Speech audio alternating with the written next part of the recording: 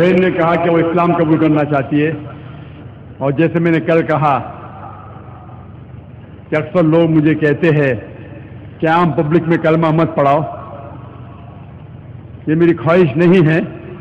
Police آفیسروں نے کہا، politician نے کہا کہ بڑا مجمع ہے، لاکھوں کی تعداد ہے، اگر نہیں پڑھائیں گے تو بہتر ہے. لیکن اس دیش ہندوستان کا کانسٹیٹیوشن ہے کہ اس دیش کا ہر ناگرک، ایوری سٹیزن آف انڈیا، اس کو حق ہے کہ وہ کوئی بھی دھرم کا پالن کرے، اور اس کو اجازت ہے کوئی دھرم کا پالن کرے اور اس کا پرچار کرے. Every citizen of India has the right to preach, practice and propagate the religion. اور اسلام میں لیکن کسی پہ زبردستی نہیں کیا جا سکتا ہے. اسلام میں کس کو زبردستی سے اسلام قبول کرنا حرام ہے. اسلام میں بھی حرام ہے. قرآن میں لکھا ہے سورہ بقرہ سورہ نمبر 2 آیت نمبر 256 میں، لا اکراہ فی الدین، کہ اسلام کے دین میں کوئی زبردستی نہیں. تو زبردستی کرنا حرام ہے اسلام میں. میں آپ سے پوچھنا چاہتا ہوں بہن، کیا آپ اپنے دل سے اسلام قبول کرنا چاہتے ہیں؟ آپ پر کسی نے زبردستی کیا؟ آپ پہ کون زور لگا رہا ہے؟ طاقت کا زور یا مالی زور؟ آپ مانتے ہیں کہ ایک اللہ ہے، ایک خدا ہے؟ آپ مانتے ہیں اس کے علاوہ کوئی معبود نہیں؟ آپ مانتے ہیں کہ محمد صلی اللہ علیہ وسلم اس کے آخری پیغمبر ہے؟ انشاءاللہ.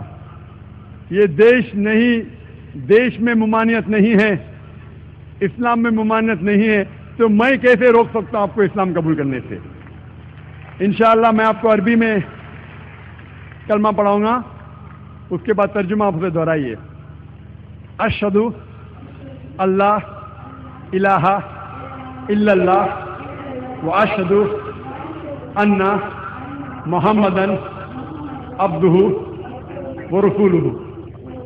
میں گواہی دیتی ہوں کہ اللہ کے علاوہ کوئی معبود نہیں، اور محمد صلی اللہ علیہ وسلم اس کے بندے اور پیغمبر ہے. ماشاءاللہ آپ مسلمان ہو چکے. اللہ آپ کو جزائے خیر دے، اور اللہ آپ کی جد و جہد کو قبول فرمائے. اور میں دعا کرتا ہوں کہ آپ کو اس دنیا اور آخرت میں اس کا اجر دے.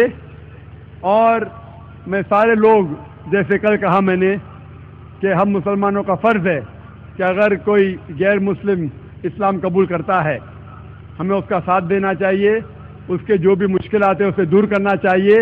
اور جب بھی کوئی غیر مسلم بنتا ہے، اس کے سارے گناہ معاف ہو جاتے ہیں.